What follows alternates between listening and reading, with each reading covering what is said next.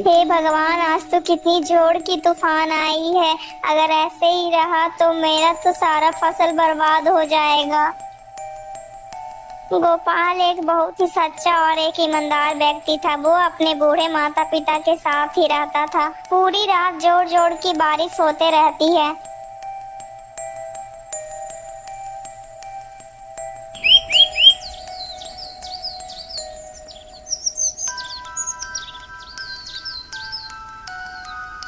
पिताजी, मैं अपने खेतों की तरफ जा रहा हूँ, इसलिए मैं तुरंत ही जल्दी वापस आ जाऊंगा। इतना कहकर गोपाल वहाँ से निकल पड़ता है। गोपाल चलते चलते जल्दी ही अपने खेत के पास पहुँच जाता है।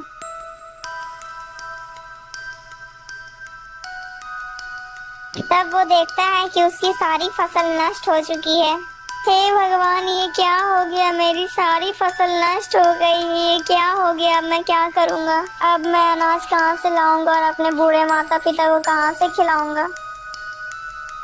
बेचारा गोपाल वहीं पेड़ के नीचे बैठकर काफी देर तक रोता रहता है।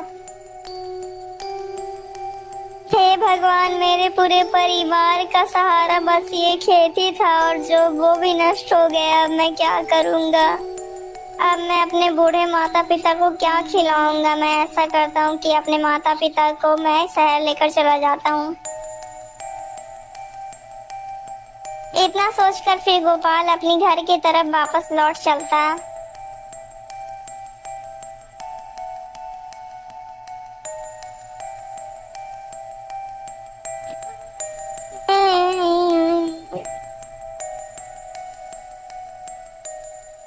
अरे, ये आवाज किसकी है? मुझे तो लगता है कि कोई मुसीबत में है और ये आवाज तो इसी तरफ से आ रही है। चलो मैं चलकर देखता हूँ।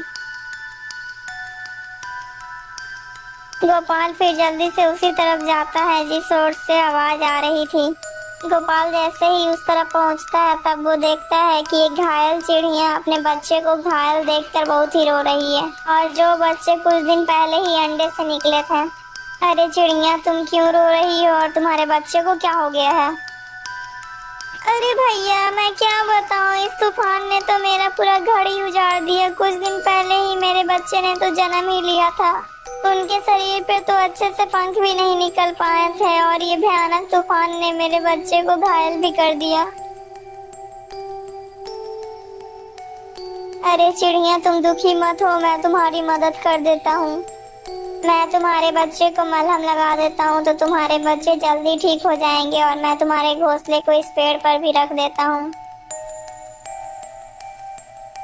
गोपाल की बातें सुनकर चिड़िया थोड़ी सी राहत की सांस लेती है और गोपाल फिर जल्दी से जाता है और कुछ दवाई की पत्तियों को तोड़ कर लाता है और उसे अपने हथेली पर पीस कर उन बच्चों पर जख्म पर लगा देता है मलहम।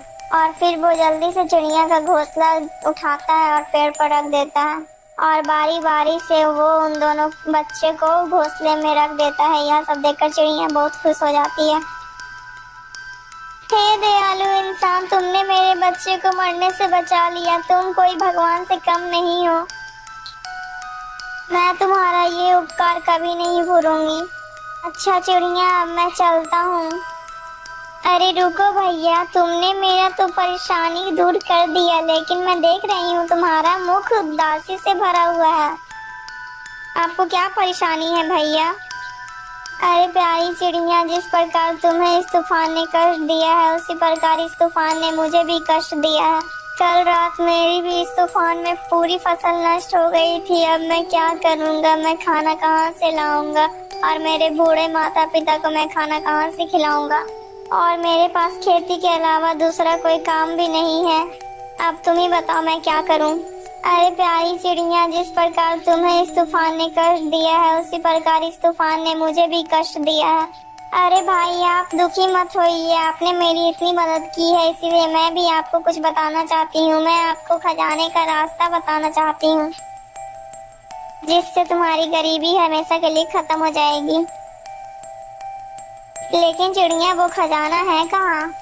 वो खजाना तुम्हें देवगिरी की पहाड़ियों में मिलेगा, लेकिन तुम याद रखना, यदि तुम उस खजाने को देखकर ज्यादा लालच दिखाओगे तब वो खजाना तुम्हें प्राप्त नहीं हो पाएगा।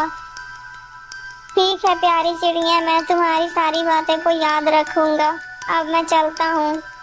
इतना बोलकर गोपाल खजाने की तरफ चल देता है।